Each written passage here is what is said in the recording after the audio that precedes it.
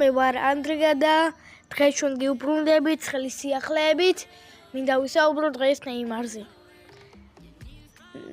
საყოველთაოდ ცნობილი როგორც ნეიმარი, ბრაზილიელი ფეხბურთელი, სანტოსის და ბრაზილიის ეროვნული ნაკრების თავდამსხმელი და შემტევი ნახევარმცველი ნეიმარ ჯუნიორი. 19 წლის ასაკში ნეიმარმა სამხრეთ ამერიკის 2011 წლის საუკეთესო ფეხბურთელის ჯილდო ხმათა უმრავლესობით მოიგო. ამას მოჰყვა სამხრეთ ამერიკის 2012 წლის საუკეთესო ფეხბურთელის ჯილდოც.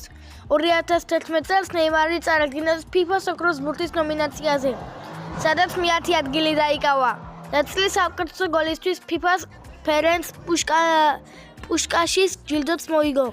ცნობილია საჩუქრით, ცრუ-მოძრაობებით და მაგვირგვინებელი დარტყმით, ორივე ფეხით თამაშის შესაძლებლობით. ყოფილმა ბრაზილიელმა თავდამსხმელმა პელე ნეიმარს შესანიშნავი ფეხბურთელი უწოდა, ხოლო რონალდინიომ მას მსოფლიოში საუკეთესო ფეხბურთელობა უწინასწარმეტყველა. ნეიმარი სანტოს 2003 წელს შეუერთდა, გაიარა კარიერული გზის საფეხბურთო და სანტოსის პირველი გუნდში მოხვდა.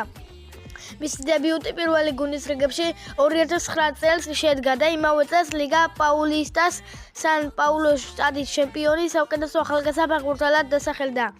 ამას მოჰყვა 2010 წლის პაულისტას საუკეთესო ფეხბურთელის ჯილდო და იმავე წელს 2010 წლის საფეხბურთო თავის ბომბარდირობა 11 გოლით.